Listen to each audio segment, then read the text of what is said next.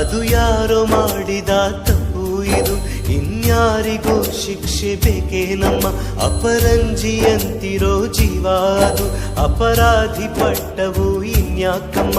ಎದೆಯ ದಹಿಸೋ ದುಃಖ ಮನೆಯಲ್ಲಿದೆ, ದೈವ ಕ್ಷಮಿಸೋ ತ್ಯಾಗದ ದೇವತೆ ಸೆರೆಮನೆಯಲ್ಲಿದೆ. ನೆನ್ನೆಗಳ ನೆನಪುಗಳೇ ನಾಳೆಯ ಭರವಸೆಯೋ, ನಾಳೆಗಳ ಕನಸುಗಳೇ ಇಂದಿನ ನಂಬಿಕೆಯೋ.